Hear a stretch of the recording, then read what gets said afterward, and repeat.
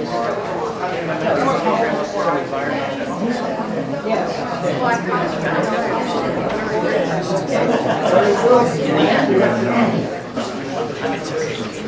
afternoon and welcome to the second half of today's portion of the conference, Lying in Politics. What is the fate of politics in the age of lying, advertising, and mass market deception? As we move into this portion of the event, I'd like to first do something I forgot to do in the morning, which was to thank the Bard Graduate Center for this lovely space. And secondly, to urge you to put on silent your cell phones and other electronic devices. It really is my great pleasure to introduce, people are still drifting in a little bit. It's my great pleasure to introduce the next speaker, who's Kirstie McClure. She's a scholar, in her own words, of no particular discipline, which I thought was a very great way to put it. But more accurately, it might be that she has no one discipline. As Associate Professor of Political Science and Comparative Literature at UCLA, I should also add that while she was at Princeton, she put in time with the historians, including one of my mentors, Lawrence Stone, the redoubtable Lawrence Stone. She is also doing the heroic work as the lone theory editor for the American Political Science Review. And today she's going to talk to us on the subject of nobody's facts. And that follows in a long line of truly wonderful titles. Less creatively feminist interpretations of John Locke, but more okay. But otherwise, between the castigation of texts and the excess of words, figuring authority, statistical science, liberal narrative, and the vanishing subject, speaking in tenses, narrative, politics, and historical writing, the odor of judgment, exemplarity, propriety, and politics in the company of Hannah Arendt. So it is my great pleasure to welcome this distinguished speaker who will speak to us again on Nobody's Facts.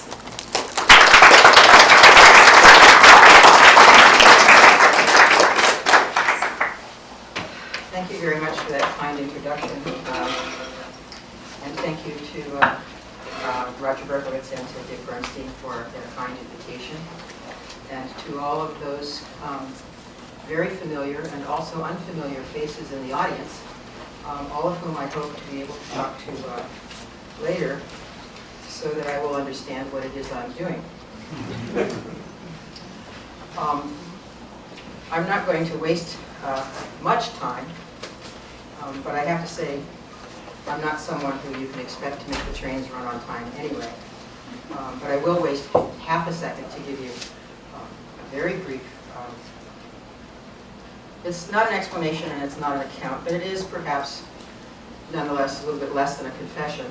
At the point when Roger contacted me about this conference, I was immediately enthusiastic, partly because I always love coming to New York and have always loved doing anything having to do with the New School, which I think is one of the greatest institutions in America for a lot of reasons. But I was also burdened by a very affective, deeply affective response to the Gulf oil, quote, quote, spill.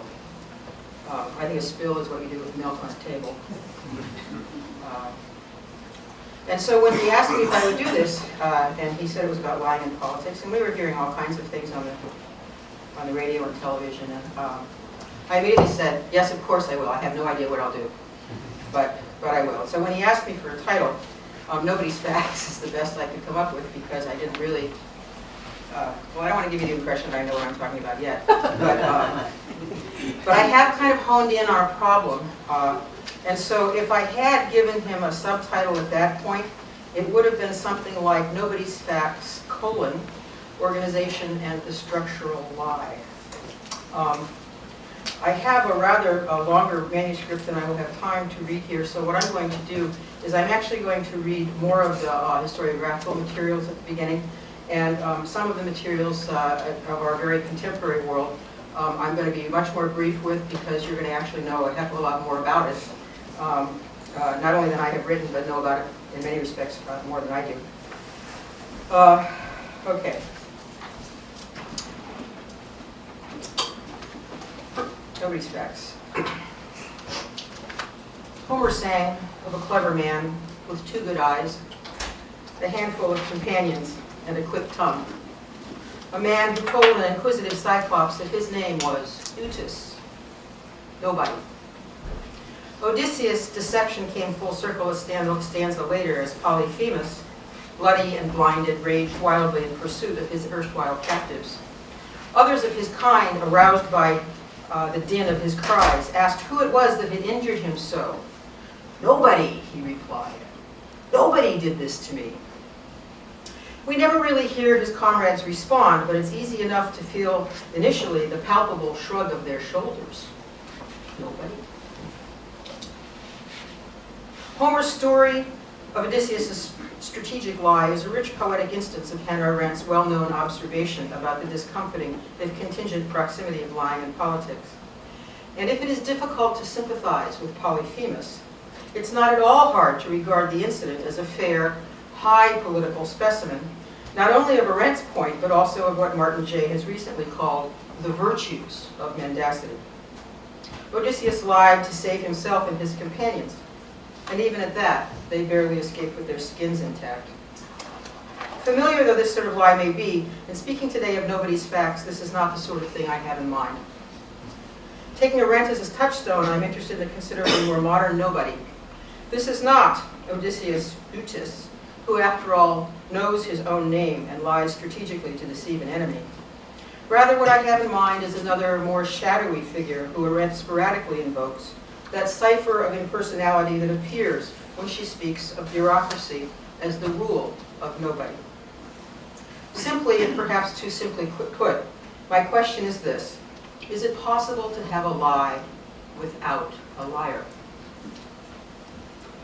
The problem on its face would seem to be a non-starter. Insofar as a lie requires an intention to deceive, surely it requires an agent of deception.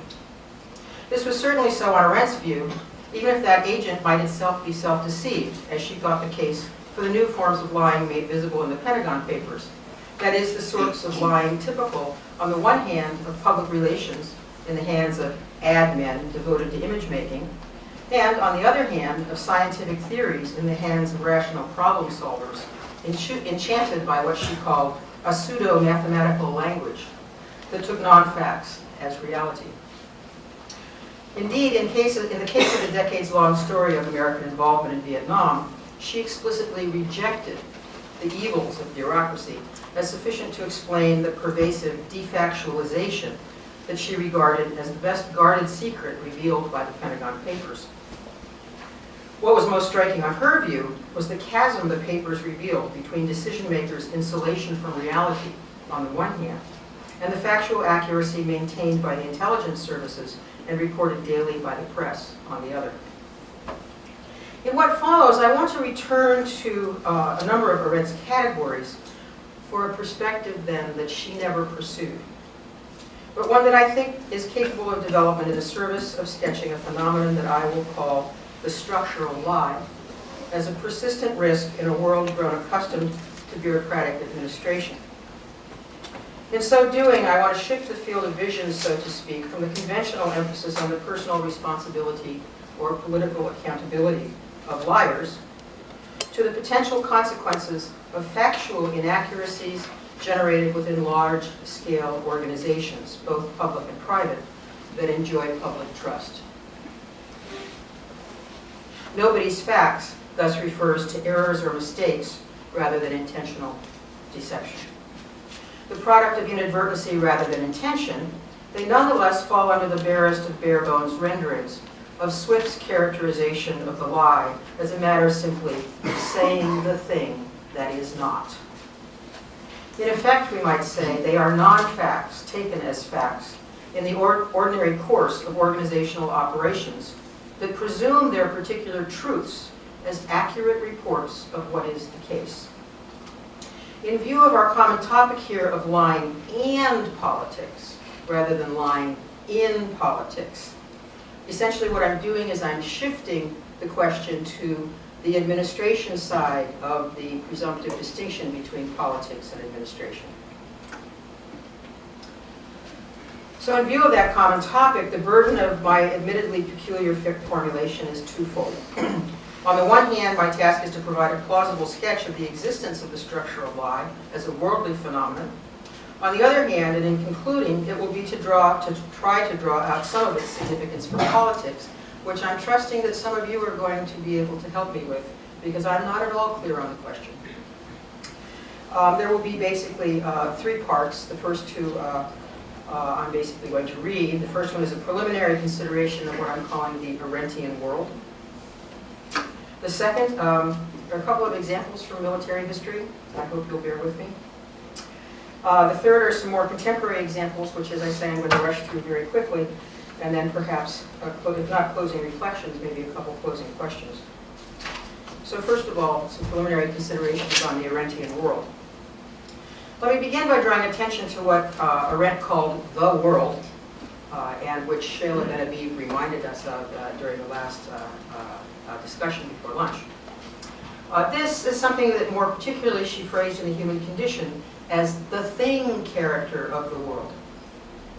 Included here, of course, is the built environment, the materiality of cities and towns, of public buildings, of private dwellings, places of business, museums, roads, churches, and the like, as well as the infrastructures of transportation, energy, communications, and finance, to name just a few, that are familiar aspects of that world, that thing character of that world in our time.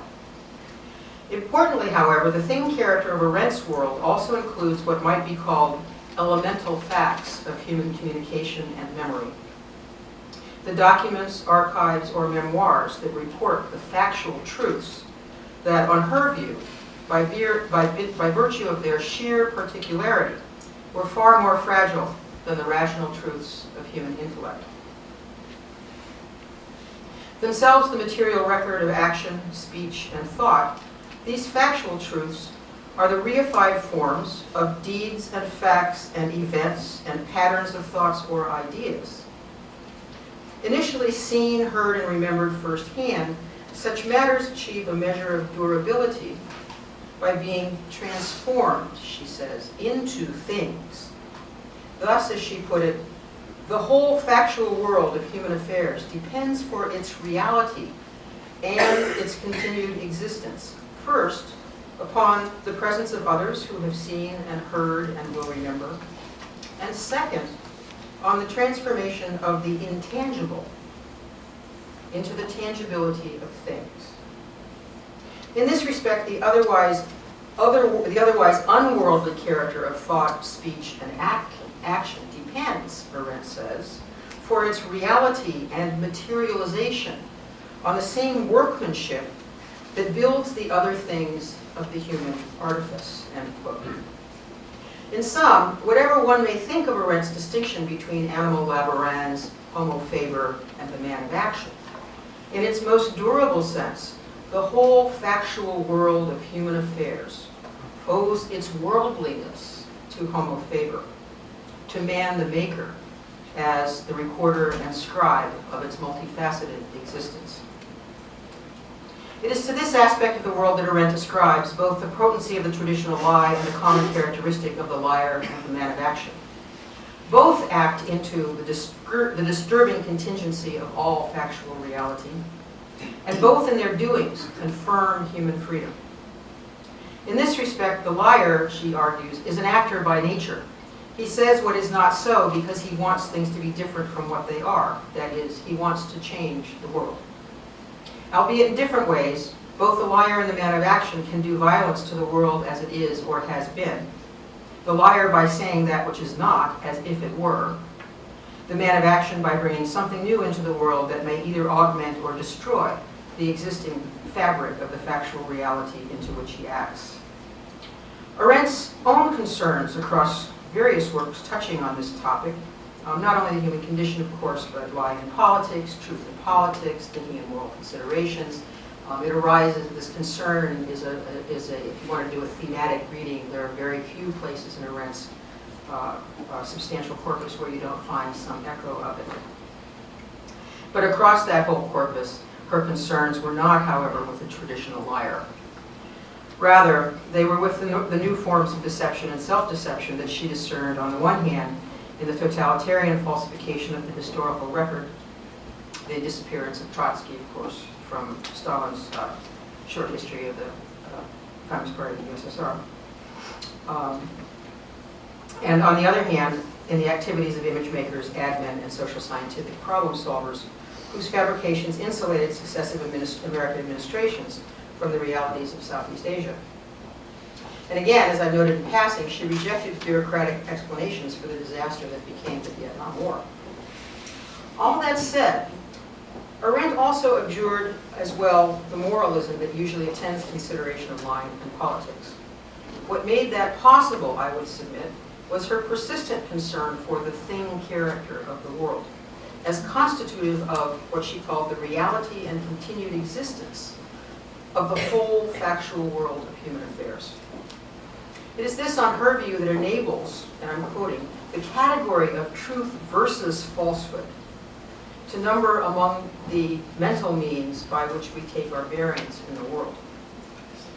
In so doing, that category of truth versus falsehood that rests on these elemental facts provides a ground and limit for the ever-changing realm of opinion.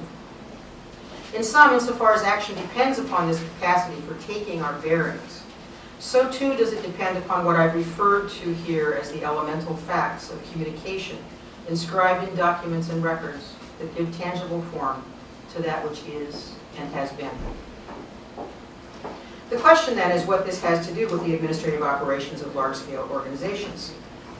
In the public form, those are typically called bureaucracies. Bureaucracy has become a generic term, but for the most part, I would say the private form could just as easily be called corporate administration, to at least attempt to preserve the distinction between public and private. As some things are seen more easily at a distance, let me turn to a few historical examples to differentiate the kinds of simple errors or mistakes that are inevitable in all large-scale organizations from the phenomenon I'm calling the structural lie. This is this little bit of military history that I'm sure you're going to enjoy. In so doing, my hope is to elaborate some preliminary distinction, one or two, that might carry through into attention to more recent events and experiences, and a closing question about their relationship to politics. The title of my first section, second section, is Blunder, Military Machine, Snafu. The organizations of the world, past and present, may be numberless, but in any historical accounting, the military would surely count among those of longest standing. It is then in military history that resources for distinguishing between simple errors or mistakes and structural lies might most easily be found.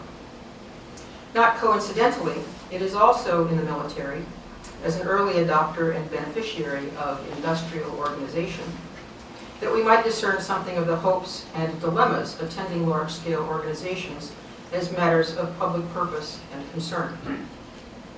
Beyond this, however, it is also in the military that we can glimpse the dependence of public hopes and dilemmas on the elemental facts of documents and records that give tangible form to what is seen and said and done, what is reported as information, what is sent as instructions or commanded as orders by distant others.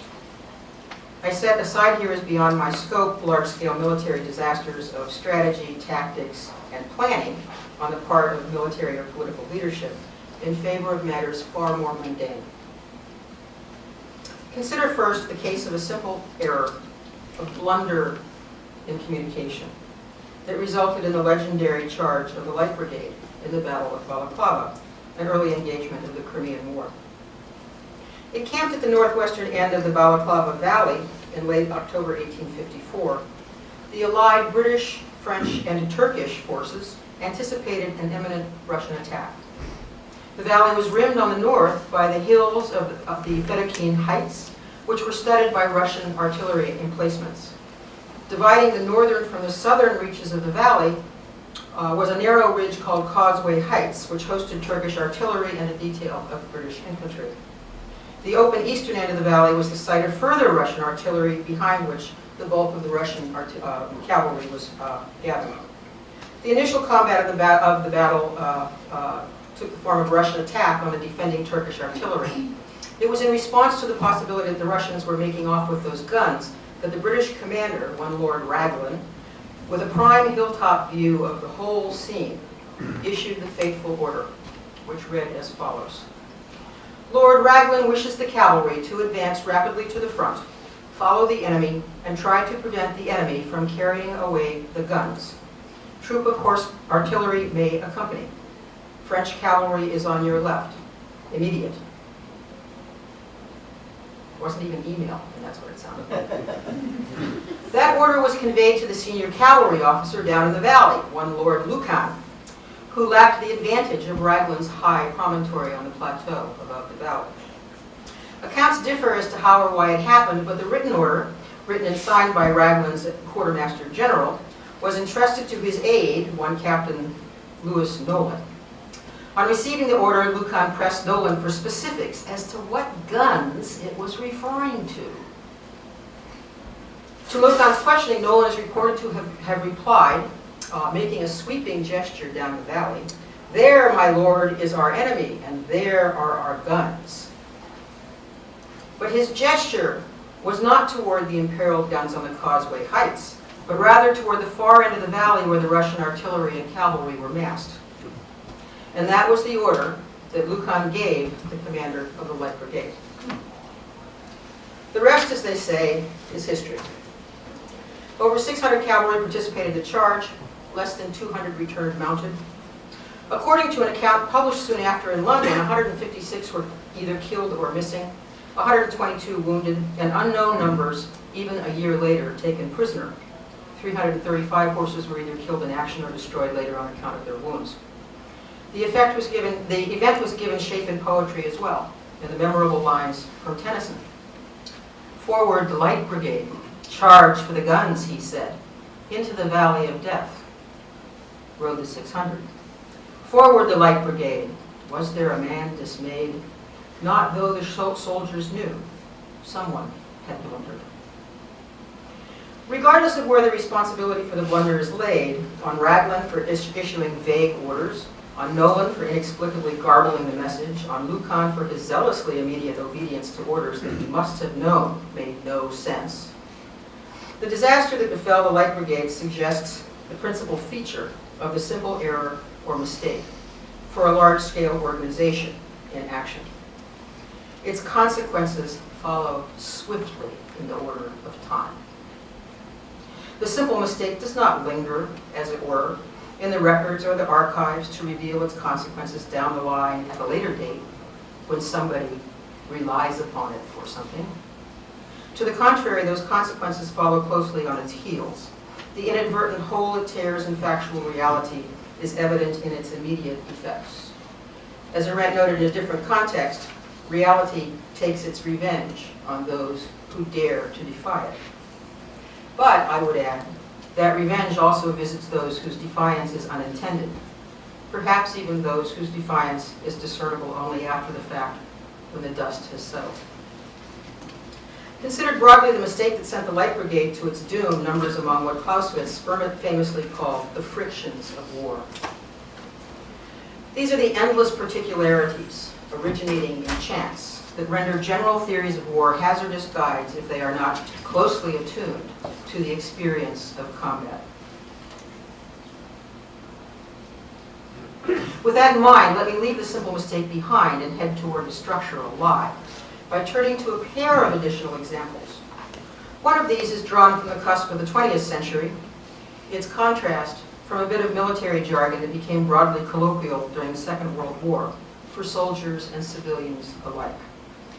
I must say, as someone who works in the University of California system, we're thinking of adding it as part of an acronym to UCLA. You can see the crossword puzzle where UCLA goes this way, and you could get snafu in either two places. You could actually get snafu there twice. 42 years after the Battle of Balaclava, we have a remarkable first-person account of another British military campaign, this time in North Africa. Initially penned in 1898, Winston Churchill's The River War recounts the British and Egyptian reconquest of Sudan in terms that blend rich descriptions of occasional frictions of war with criticisms of British commanders, even as it expresses glowing admiration for the modern machinery of war, both technological and organizational. Historiographically speaking, Churchill's admiration for the supporting structures of the military machine is perhaps the most striking aspect of the book. Not simply in its prose, which is striking enough. Churchill actually is quite a writer when he wants to be. But even more so in the character of narrative hero that it accords to the powers of organization. This heroic part is played by the combined organizational efforts of the commissariat, that is the supply corps, and the railway staff, which together built and supplied a long desert railway that eventually delivered gunboats and munitions, as well as troops, camels, and supplies, to the staging point at Atbara, from which the final approach to the Khalifa's capital in Khartoum was begun. Essentially, they built hundreds and hundreds and hundreds of miles of railroad through an essentially waterless desert in order to surprise the Khalifa in Khartoum by managing to move a huge amount of men and material and machinery without recourse to the lower part, or I should say upper part, of the White Nile, areas that the Khalifa patrolled. Churchill's pithy remarks in his chapter on the Desert Railway will be sufficient, I hope, to convey the point. There he observes that the conventional accolades of warfare are typically, quote, bestowed on those whose offices are splendid and whose duties have been dramatic. Tales of war regale the reader with scenes of fighting. The eye is fixed, he says, on the troops as they move amid the smoke, on the swarming figures of the enemy, and on the calm determination of the general in the middle of his staff. Other aspects of war, he says, both men and things, go unnoticed. But here, he suggests, is where matters vital to modern military success are nonetheless visible to those who care to look. Among these are, quote, the long trailing line of communications, the 1,000 miles of rail, road, and river, with their convoys crawling to the front in uninterrupted succession. Churchill captures the effect of all this in a startling metaphor. Victory, he says, is the beautiful, bright-colored flower.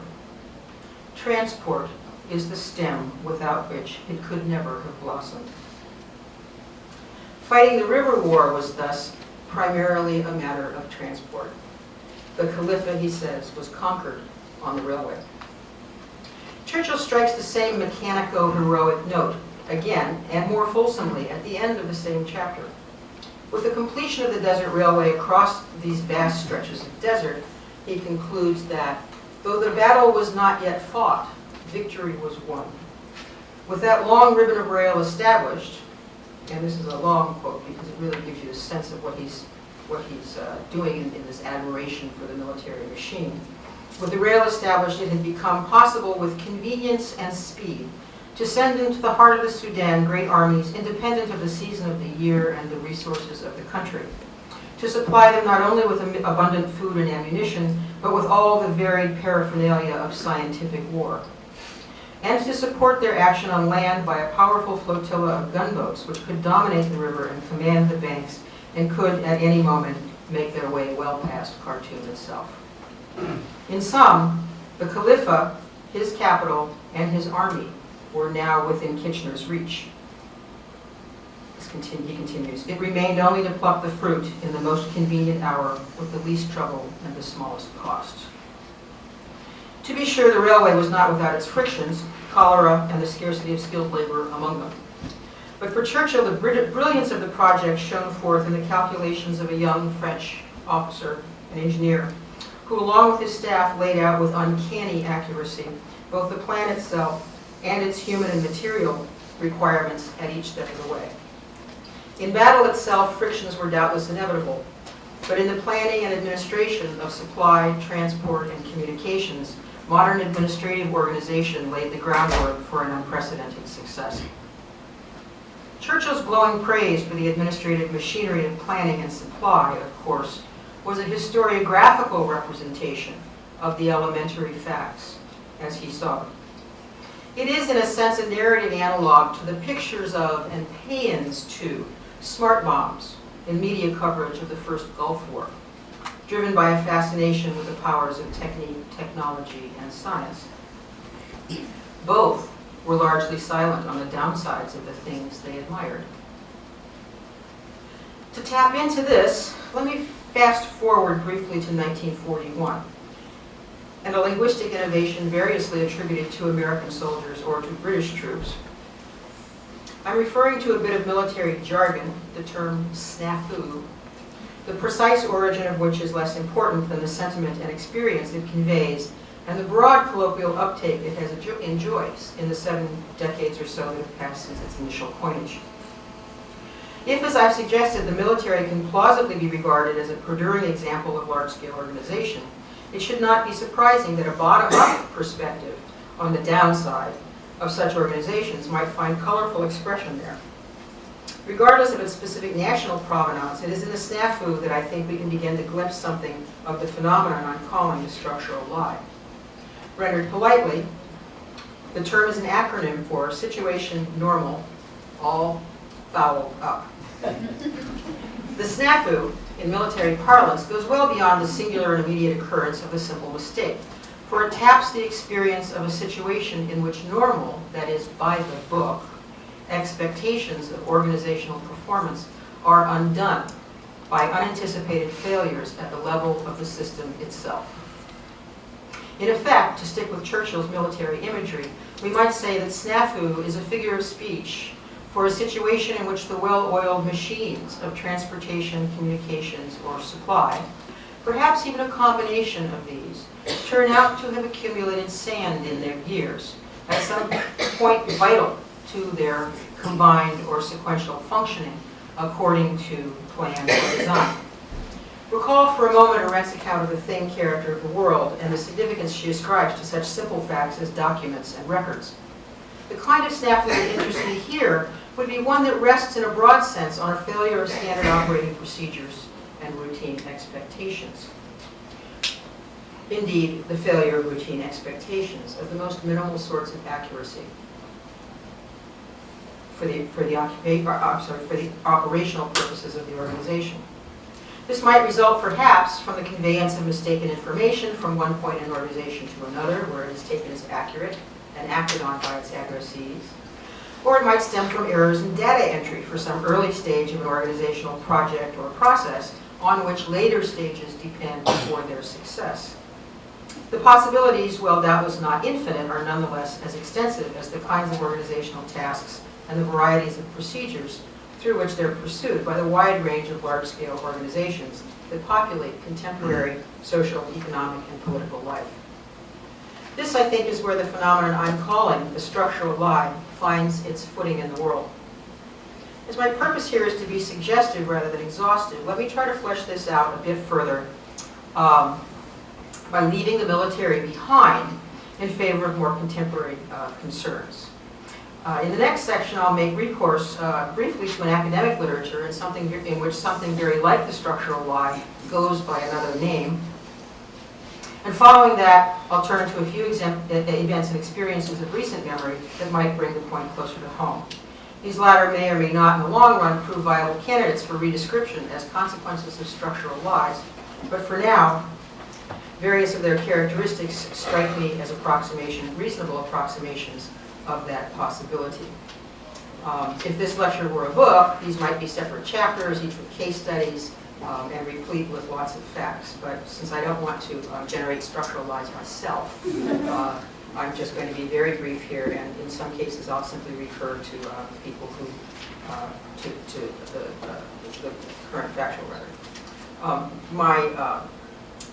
My third section then is titled Paperwork,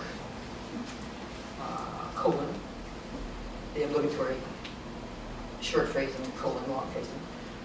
The long phrasing is walrus, robo-signing, derivatives. In a much-cited review essay of 1999, a sociologist named Diane Vaughan limbed the theoretical groundwork for what she called the dark side of organizations. Aiming to establish this as an integrated field of study for sociology, Vaughan's concern was to draw together a range of disparate literatures in sociology and organizational theory and elsewhere to show how adverse societal consequences as a result of mistake, misconduct, and disaster, end quote, could be brought under the rubric of organization theory by inventing a conceptual container adequate for exploring organization's production of unanticipated suboptimal consequences. This is not a cartoon. The paper is wide-ranging and complex, and I will not attempt to do justice to it here. Indeed, I probably couldn't. Of particular interest for my purposes, though, is her attention to what she calls routine nonconformity as the, quote, systematic production of organizational deviance. Routine nonconformity is the systematic production of organizational deviance. In routine nonconformity, the adjective routine does not refer to a standard operating procedure or norm. Rather, it refers to the recurring deviations from such standard operating procedures or norms that populate the life of any organization. Organizational theory and the sociology of risk and the sociology of organization has largely left Weber well behind.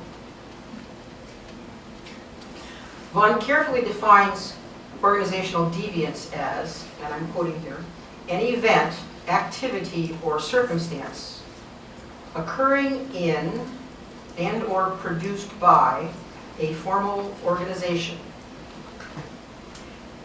Second clause. Second clause. That, I'm not making this up, I could, that deviates from both formal design goals and normative standards or expectations. In one of two ways, that's me. Either in the fact of its occurrence or in its consequences, and produces a suboptimal outcome. This is a long way from my stylized examples from military history. In what is obviously a disciplinary language of social science that does not aim to communicate to a broader public, it nonetheless suggests much the same point as my attempt to distinguish between the simple error or mistake and the structural lie.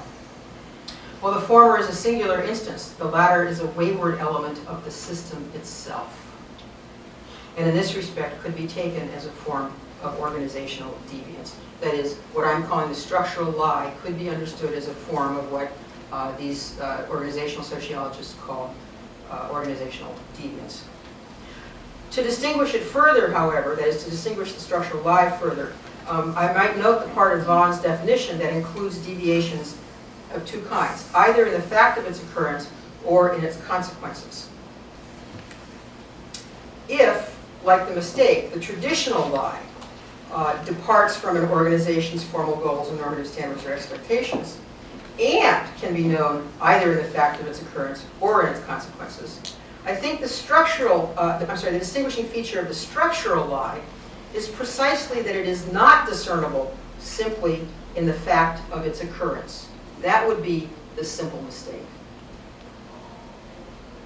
As a non-fact taken as a fact, in the documents and records that give tangible form to the information circulated through organizational communication, it is known, as it were, only after the fact.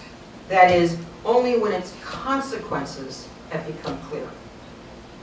This, I think, is why the military colloquial notion of snafu is an apt prefiguration of the structural lie. It's non-reality wrought by nobody in particular. It enters the many-handed stream of organizational tasks, procedures, and operations as if it were true.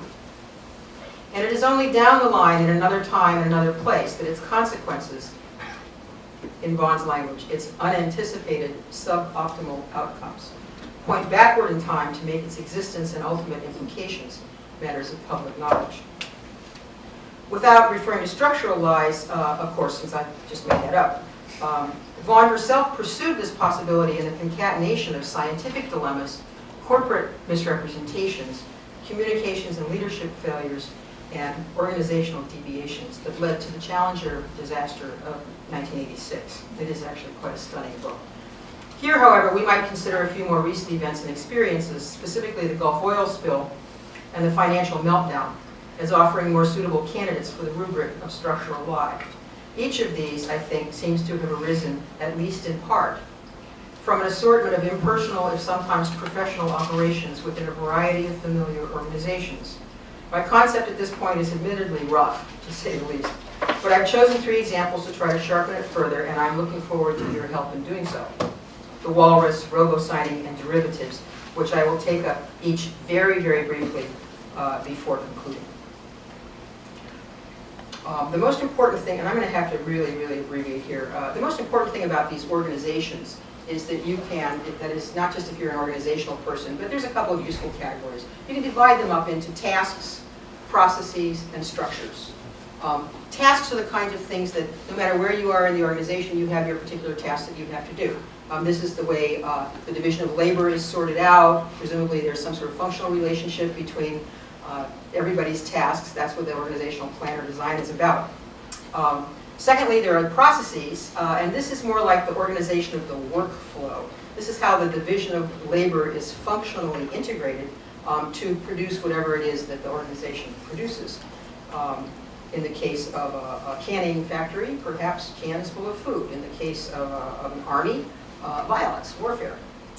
Finally, there are the structures. This is the institutional skeleton within which the tasks and processes are organized and presumably by which they are somehow directed.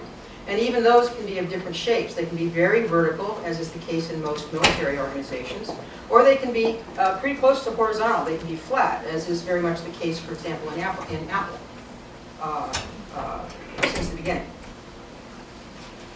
What about the walrus, then? Surely you must know who I'm talking about here. It's not a character in a Beatles song.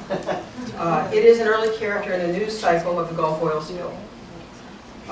That walrus appeared in BP's oil spill plan that was filed with the Federal Mining and Minerals Services. Initially, the walrus looks like a mistake at the task level.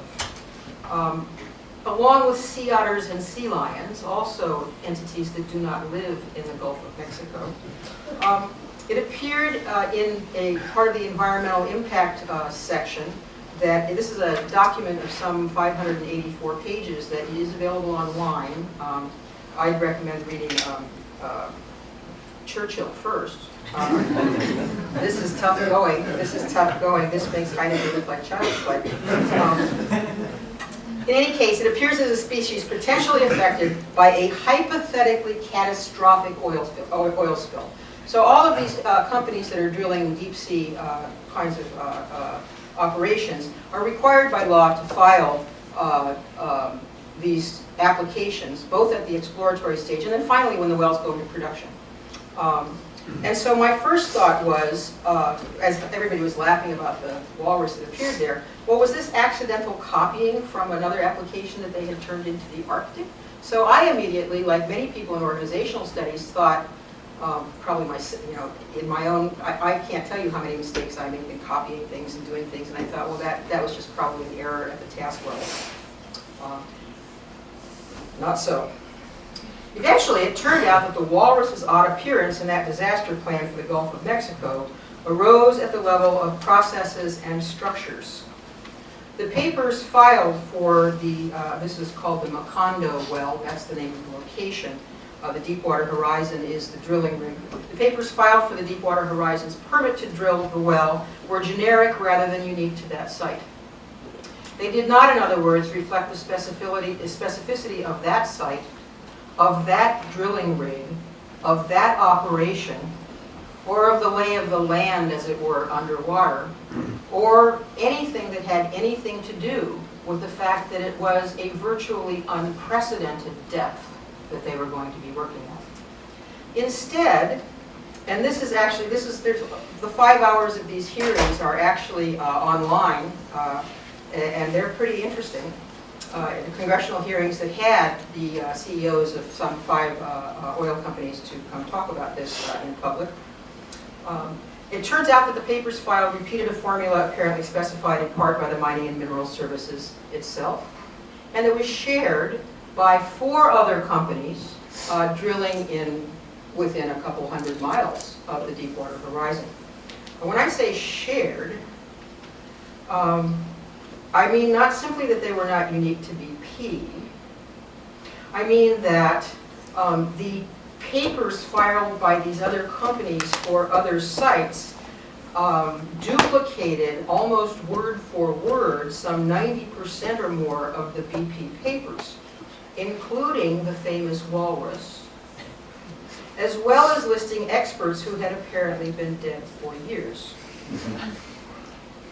In each company, as it turns out, the write-up was not done by the company itself, but was subcontracted out to a sub-entity who apparently thought, you know, good enough for Peter, good enough for Paul.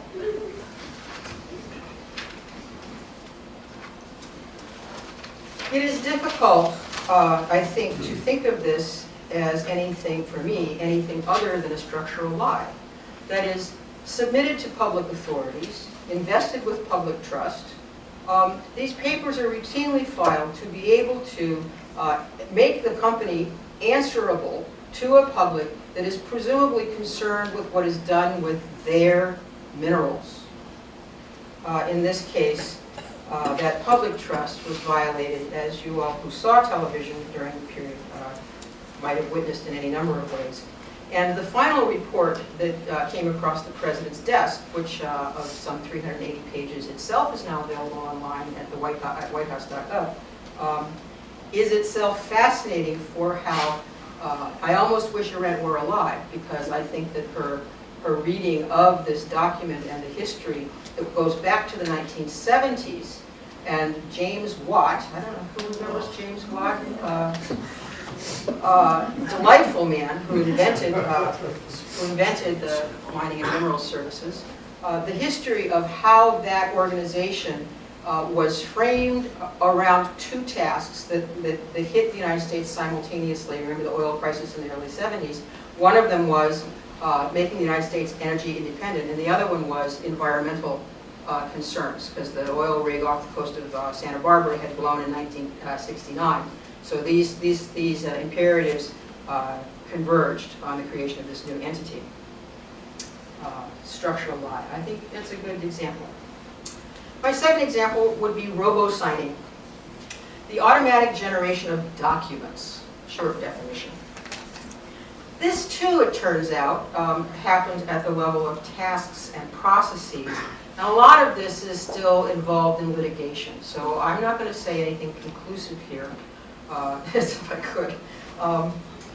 In any case, the robo-signing that I'm talking about is the automatic generation of documents about mortgage arrears and foreclosure documents.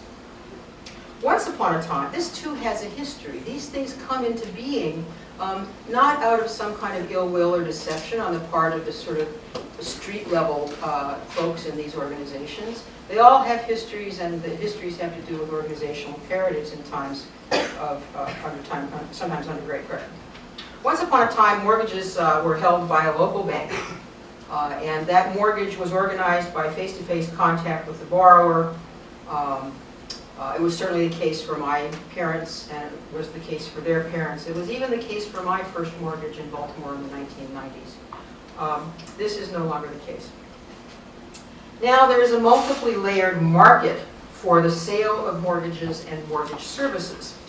And a mortgage may be bought and sold numerous times over the life of the loan, and indeed, often for the first month or 2 of the loan, it changes hands 10, even 20 times, depending on market conditions. The rise of foreclosures associated with the recession has brought a number of things to light about this little practice, which was first identified back in the 90s, back in the late 90s at some big banks. First of all, the title trail of ownership is increasingly complex and at times difficult to ascertain. Second of all, mortgage companies, and now a huge host of associated intermediary services, much like these subcontractors that do these reports for the oil companies, have cut corners to deal with the uptick of borrowers in arrears and with subsequent foreclosures, with pressure of increasing numbers of foreclosures. Most of these companies now, mortgage companies and these affiliated concerns, now have whole departments created to do nothing but process documents. I think their organizational guide is Kafka. Third, many of these departments have approached the foreclosure process in the industrial mode of production. They emphasize the speed and efficiencies of signing over the accuracy of the actual review of the documentation associated either with these arrears notices or with the foreclosure notices. A mid-20th century clerk, for example, confronted with the complexity of contemporary mortgage transfers across multiple sales, as well as the complexity of payments on the part of the debtor. A mid-20th century clerk might have taken hours, if not indeed days, to verify that the record was in order and foreclosure was appropriate, sufficient to have the whole process, have the whole thing notarized, and then the company would take it to court to evict and then foreclose.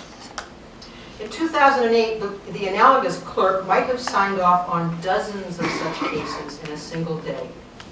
And many of them signed off with a squiggle that is unrecognizable. It makes your doctor's prescription signature look legible.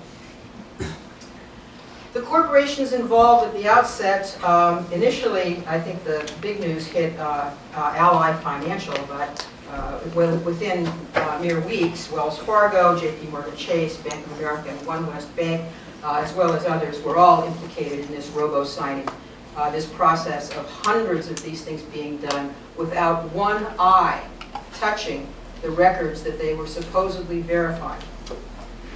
Insofar as robo-signing affirms what is not the case, it establishes structural lies in the legal record, the effect of which are to underwrite foreclosure procedures and evictions. I'm just going to say a couple more things about this before I move on. Litigation on robo-signing continues, as I said, and it is not clear yet quite how the practice will come out at the end. Interestingly, one defense of the practice apparently stresses the mitigating condition of technological change.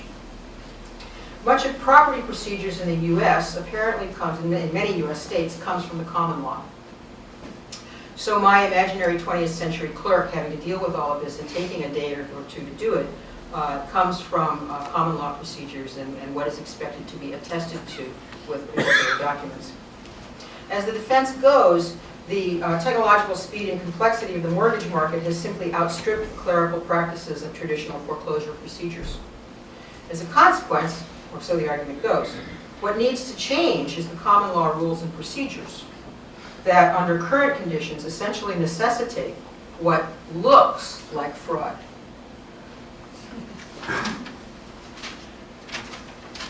Not clear in the end how that defense will go. Last, derivatives. I take what little I know about derivatives from someone who, I don't know,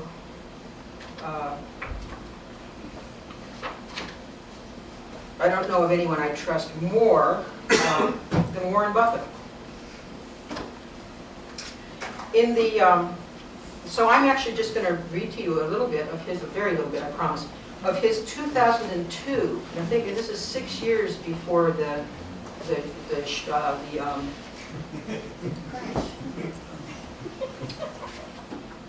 before the fan became soil. This is I'm reading from the Berkshire Hathaway report, his 2002 annual report. It has a very small but very interesting section on derivatives in pages 13 through 15. This too is also on the web. He explains derivatives as follows. These instruments call for money to change hands at some... Does everybody here understand derivatives? 1, 2, okay. So if Buffett's wrong, will you let us know? Essentially, these instruments call for money to change hands at some future date with the amount to be determined by one or more reference items, such as interest rates, stock prices, or currency value. If, for example, you are either long or short on an S&P 500 futures contract, You are a party to a very simple derivatives transaction, with your gain or loss derived from movements in the index. Derivative contracts are of varying duration, 20 or more years they can run, and their value is often tied to several variables. Unless derivative contracts are collateralized or guaranteed, their ultimate value also depends on the creditworthiness of the counterparties to them. In the meantime, though, before a contract is settled, the counterparties record profits and losses, often huge in amount, in their current earnings statements without so much as a penny ever changing hands. He has a much longer description of this and why he would like Berkshire Hathaway to get out of derivatives as soon as they can. But he does say one thing that is very interesting for our purposes, and that is, actually he says two things. The first is, the range of derivative contracts is limited only by the imagination of man. He gives examples of Enron and a few others.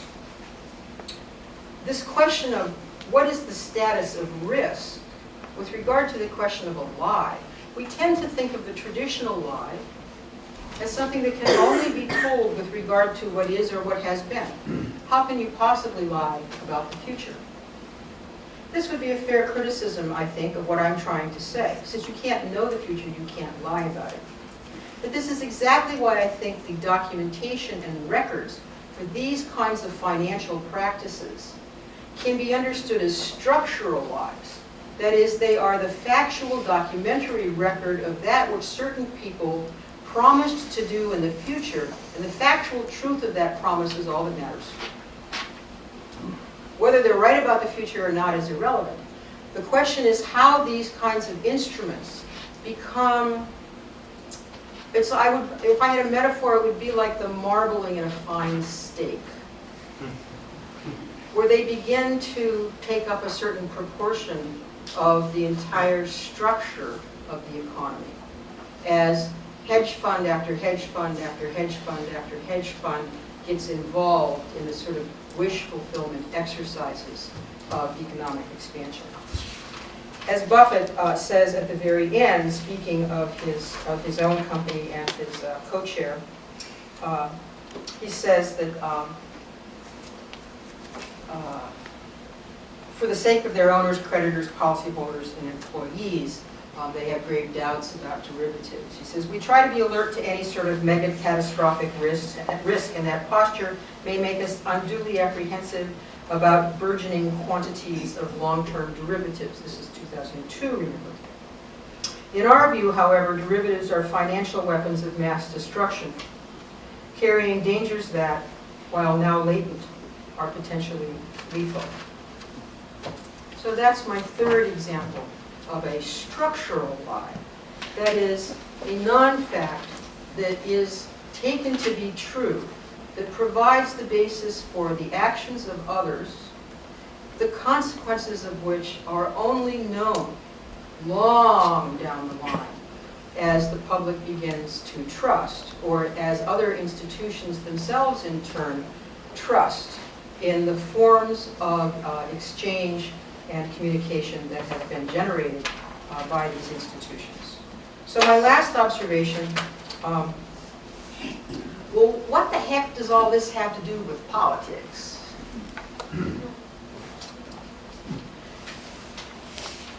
This is where the Arendtian category of the world, I think, bears serious consideration. Not because to know the world is to have a pathway into politics, but rather because politics depends upon a common world.